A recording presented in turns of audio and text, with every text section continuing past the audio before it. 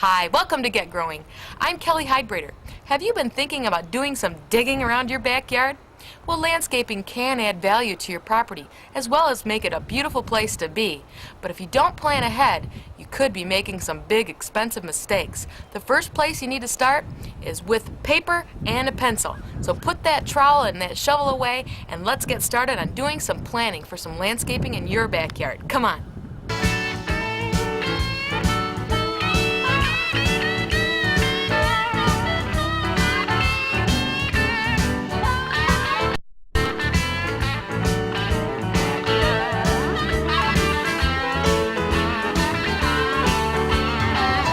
Straight from my garden.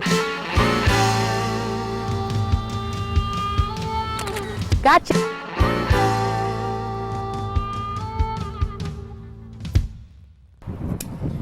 Well, utility scissors might work a little bit here and there in your garden, but they're not exactly the right tool to be pruning your roses.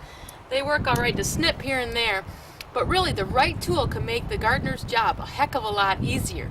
Mary Wilson from Michigan State University is here to tell us what kind of tools we should be keeping in our gardener's bag. Okay, we have two different basic types of pruners in the market. Here's the best type of hand pruner to have, a bypass pruner, or hook and blade, or scissor type pruner, whatever you want to call it. It's going to make a good clean cut, as you can see right here, and that'll heal over much faster. And that's the whole objective when you're pruning, is to have a good clean cut to minimize the amount of time that that wound will be open and susceptible to insects and diseases. And so how do we take care of this blade then? How do we take care of it? The best thing to do is, first thing you want to keep in mind is that you always want to make sure it's sharp. Okay. And you can use a diamond file. And what you want to do is make sure that you sharpen it in the same angle that it's already been beveled by the manufacturer. And you're constantly going one way. You're going to start from the inside and work out toward the tip. And then you're going to flip it over and then make sure that you kind of use that diamond file to just lightly file off any little burrs that have been formed when you were working on this side. Do you need to put a little light baby oil on it? It's some kind of a vegetable oil? Or? You can use even 3-in-1 household oil. That works fine. Spray a little Pam on Yeah. there? I don't know about the Pam. Haven't tried that. We have what's known as the Anvil type of pruners. And here you can see we've got a flat surface with a blade coming down.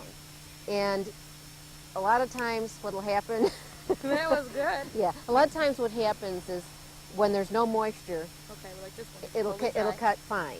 Okay. So for dead wood, this is okay. Anvil's okay. But for the most part, you're going to be out there pruning some green branches off, and this will actually smash the stem and will not leave a good clean cut. Okay. And whenever you're pruning, you always want to have a good clean cut so the wound heals over faster. So I always thought that the Anvil type was really not the one preferred. That's correct. Oh, okay. That's correct. So a good set of pruners will cost us what? You can get them for around $30. Okay, so they're going to be a little more expensive, but they'll last me longer. Absolutely. Right? I have several of these, and the oldest that I have is probably a good 22, 25 years old. So good money well spent, right? Yes. Okay, now what's another part of your arsenal here? Okay. You need a good pair of loppers. I like tools. I do too. And what you want to do when you're selecting loppers is get a pair that'll open up wide. Mm-hmm. Now that's real helpful. So when you're pruning, you're going to want to have a good hook. Yep. It'll hold the blade in place, and then you can easily cut right through it. Okay. Yes. So you want to have a good opening. You want to have a good hook. And what I also recommend is that you make sure you have a bumper guard here, because when you're doing a lot of pruning, you know, horticulture can sometimes be called perticulture. So you want to make sure that more of the impact is absorbed by the tool as opposed to your wrist and your elbows. I noticed that when you were even cutting it, it almost bounced a little bit for you, so it took a little bit of that pressure. You can also get some loppers that have padded handles. Okay, that's real nice to have. And you want to make sure that the blade, the metal part, is attached strongly to the handles. Okay. I purchased some cheap ones to begin with, and I often demo them as being the type that you do not want to purchase because they are now in two pieces. Oh, okay. So again, here, how much are we going to want to spend on a good pair of loppers?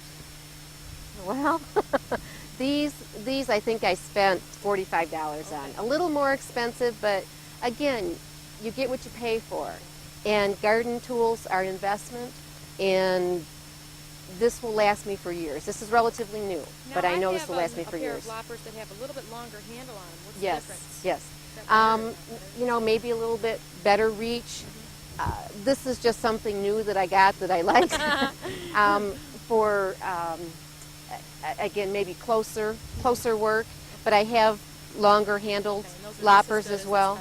Yes. Sure that it's got the same kind of a hook. Yes, same criteria. Okay, great. That's excellent. I love that part of my toolbox as well. And what do we have here? Oh, saws. You have to have saws. And you can have straight saws. Oh, yeah. Okay. Or you can have the folding saws. And to be honest with you, I like both. Okay. And this is nice because I can just take and put this right in my pocket when I go out in the garden. Or I keep this in my glove box. You never know when you're going to run across it.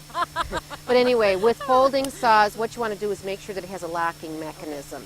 Because the older type did not, and the blade would just kind of come down and swing, and you could, you know, hurt yourself very easily.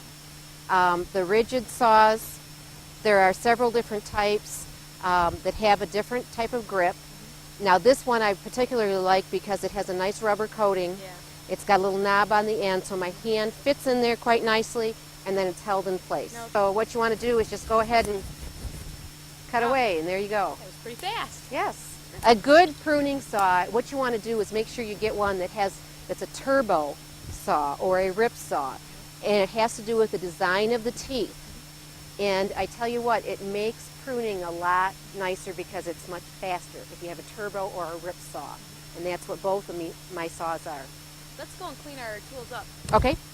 Well, it's a good idea from a disease management standpoint to disinfect the pruners either between cuts or at the very least between trees, especially when you're pruning crabapple trees because of fire blight problems that again you can spread from tree to tree. Stay right on there. Yes. And a real easy solution to mix up to disinfect your tools would be to use a solution of 9 parts water and 1 part bleach. So all you would need to do is just have a bucket or something to hold the solution and just dip them in, and then you can make your next pruning cut. That's all you need to do. Real weak solution of bleach water. Yes, or else some people just use a disinfectant such as Lysol or whatever else they have. Kill the bacteria on your blades, and that's it. That's correct. And so then caring for our pruners, like you said, it's basically the same for each type of a blade. It's basically the same as what you talked about earlier, sharpening them and keeping them well oiled and keeping the dirt off of them. Absolutely. And they'll last you a long time, I'm sure. Yes, they will. Again, as long as you buy a high quality pair of pruners, because one thing to keep in mind is that although we're talking about disinfecting our pruners between each cut from a disease management standpoint, the materials that you use can be corrosive to the metal. So again, another reason why you want to make sure that you buy high quality tools. You know, another thing we forgot to buy, get a tool, beetle spray. You know, another good thing to keep in your gardener's pouch, along with those sharp pruners and some great loppers and a saw, are some of these alcohol swabs. I toss those in my gardener's bag, and so when I'm in an area where I'm doing some pruning, you can also take one of these little swabs out and rub it on your blade, and you're on your way. Another good way to disinfect your tools as you go along. But back to my roses, Mary, I have black spots on my leaves. What can I do to get rid of them? Straight from my garden. Gotcha.